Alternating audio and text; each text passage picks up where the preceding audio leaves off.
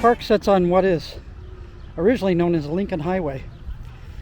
Lincoln Highway came from Chicago into Iowa through Marion.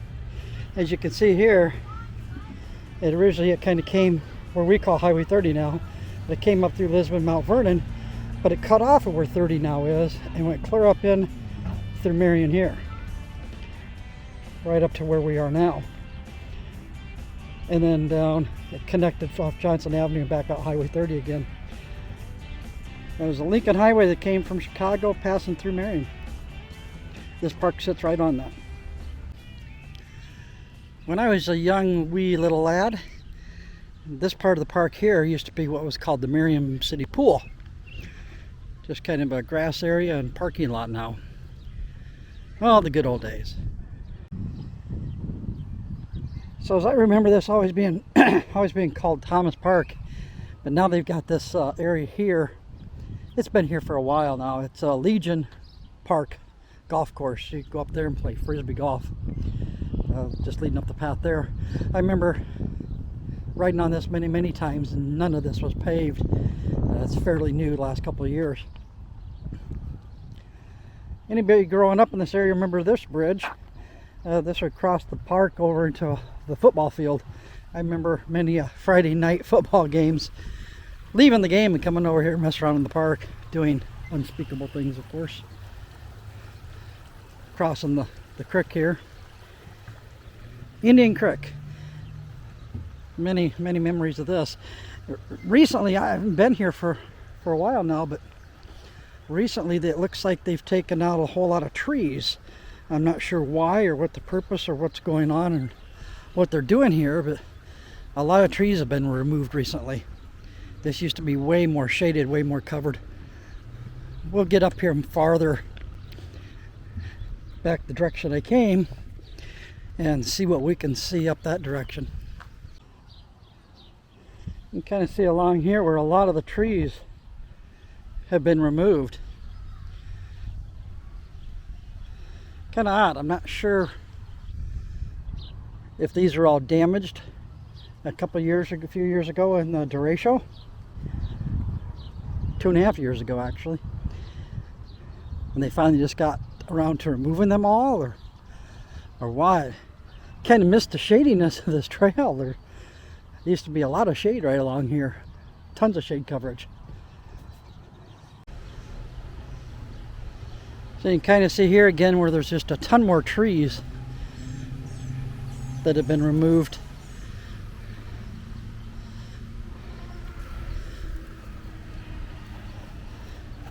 Well, there's how you ride without having a pillow. That's the second time I've seen that little electric scooter. So this bridge here, that's 7th Avenue coming into Marion.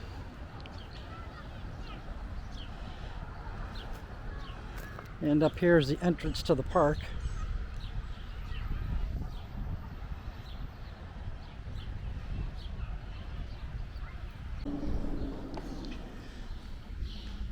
Now we're walking under the bridge, going across the creek here. I do like electric bikes. This guy's on an electric trike. Been seeing more and more electric stuff recently. We'll do a video on that coming up soon too. Shelly and I actually bought some electric bikes, and we'll get some video of us on that real soon.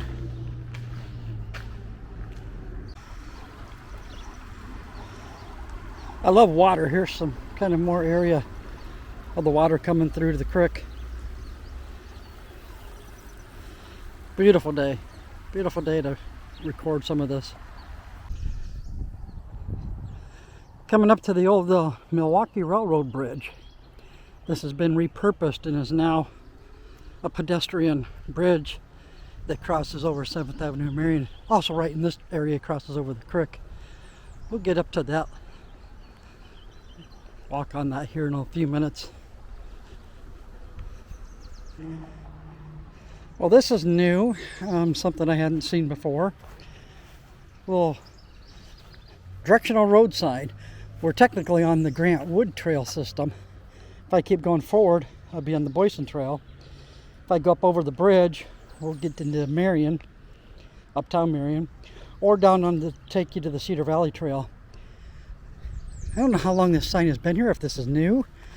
Usually I don't pay attention. I come through here on a bike about 15, 20 mile an hour. So I mean, may have been here a while and I just missed it. But we're gonna head up this way, go up over the bridge, get some good shots of that for you coming into Marion. Okay, there's where it tees off. If you go where that little scooter's coming back from, that would take you to Cedar Valley Trail or down Boysen Road. We're gonna turn around though, come up this way to the Milwaukee Road and go across the new bridge. Milwaukee Road Bridge. This is the railroad bridge, and this part of it here goes over the top of the creek. This has been in for probably about 2 years now. Made a lot of changes to this. Took the city forever to decide what they were doing with it. The railroad sat abandoned for many years.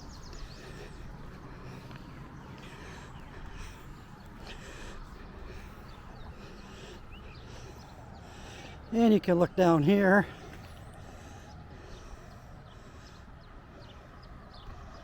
And you can see the trail and the creek down there from the top of the bridge. And we're going to keep going across to here.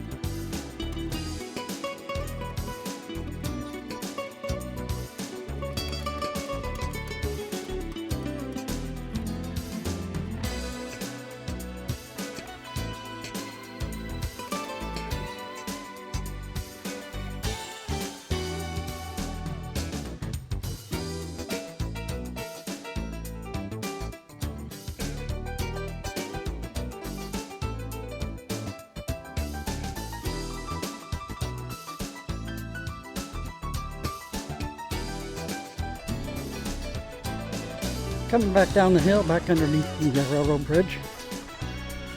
My watch just informed me that I've walked a whole mile. That's the most I've walked in the last month.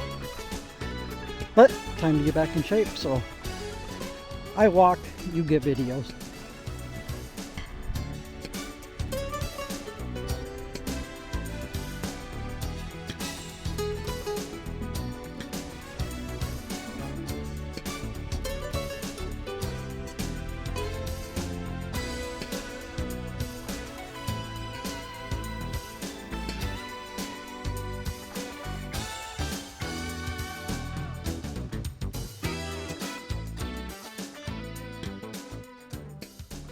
Okay, so here I am on the camera now.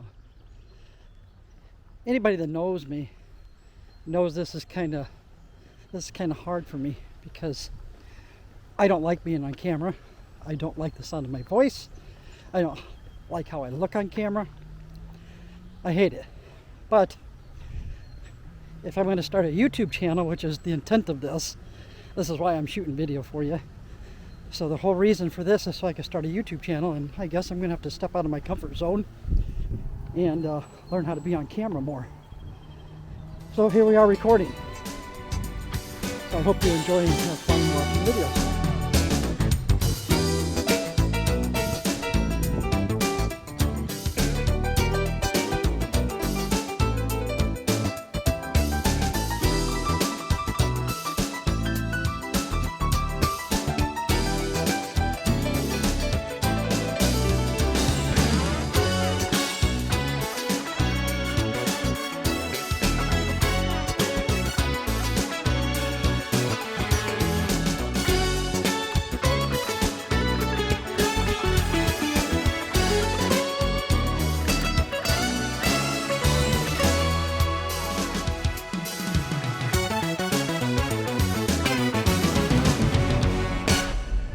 Okay, I'm on my way home now, but you guys aren't going to believe what I did. I got done filming at Thomas Park, and I walked up to the car and I unlocked the car with the key fob, put the camera and cell phone and everything in there, got a good drink of water, and hit the lock button on the key fob and hit remote start to get the air conditioner cooking. Reached over, put the keys in the ignition, got everything all put away that I needed to get put away with the camera stuff. Shut the door, walked around the driver's side, and the door's locked. Well, that's interesting. Walked back to the passenger side, and the door's locked. Car's running, every door's locked. So, thank goodness I was like at Thomas Park, and I found somebody that's trusting, because I found some young lady that let me use her phone to try to call Shelly. Now, anybody that knows me and Shelly, they know that if it's a number we don't recognize, we generally don't answer it. And she didn't. 3 times she didn't. So then it's like, well, maybe if I text her. So I text her and say, it's me, call me back on this number. What does she do? She calls me back on my cell phone number, which is in the car and connected to the Bluetooth in the car. So I'm standing outside the car, listening to her yell hello.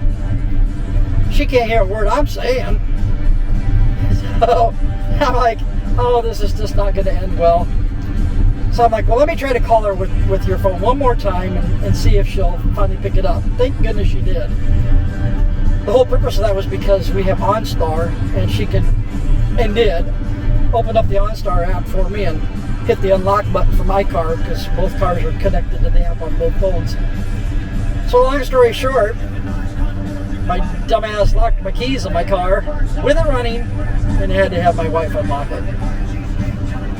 There's your laugh of the day. Okay, make fun of me in the comments.